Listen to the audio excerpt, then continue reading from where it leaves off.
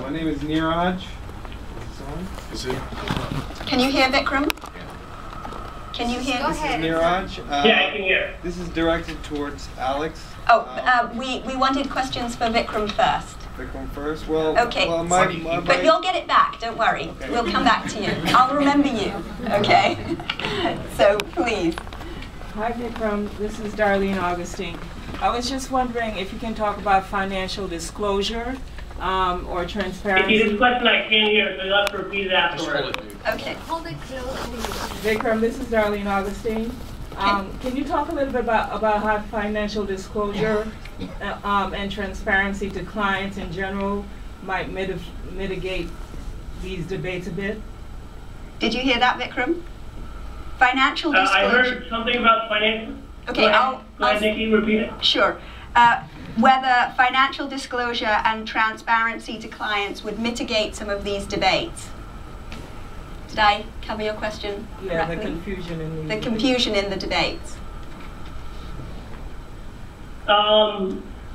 If the question is, will financial transparency at the client level help mitigate some of the political backlash? Yes, I would fully agree with that. And I think that some of the, as Alex called it, the fly-by-night, the sort of rogue MFIs that have come in, don't have the same level of financial transparency, and I think that causes some of the source of the political backlash that happens.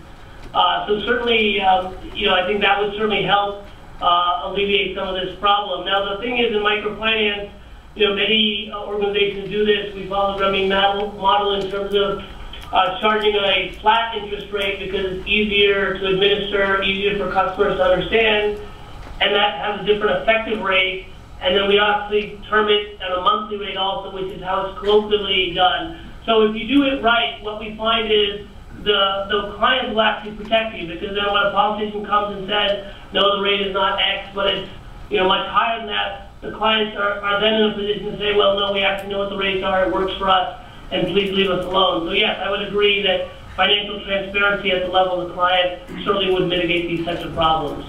Thank you. We're going to take the question from Niraj, but I wanted to mention that at the very end, Vikram and Alex are both going to take 5 minutes in closing statements before we retake the vote. Okay? So, Niraj?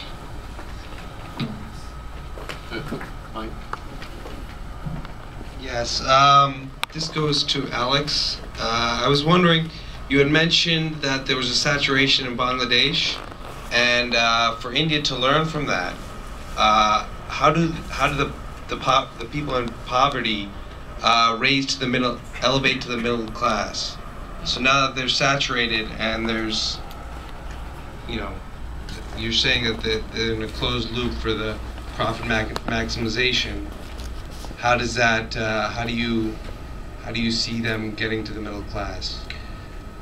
Yes, a couple of things. First of all, saturation and even beyond saturation can be a negative thing. In fact, this is one of the complaints of some of the regulators in southern India and in some pockets of Bangladesh, where MFIs focused on profit maximization or veering in that direction have overburdened people with loans. And so that you need to be aware of that. Again, I think it's still impressive that just like you and I probably get 4 or 5 offers to get credit cards every day in the mail, a poor woman in Bangladesh has roughly the same thing.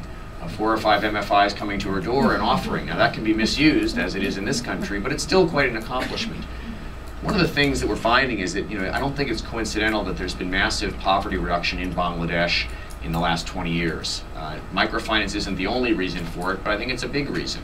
And nothing gets me more agitated. If you want to agitate me, say, well, microfinance in Bangladesh has been going on for so long, and yet it's still a desperately poor country, so it doesn't make a difference. I say, go to Bangladesh now and read about what it was like 20 years ago. It's a world of difference. It still has a long way to go. 20 years ago is like more or less like Haiti is today, frankly. It's not like that today.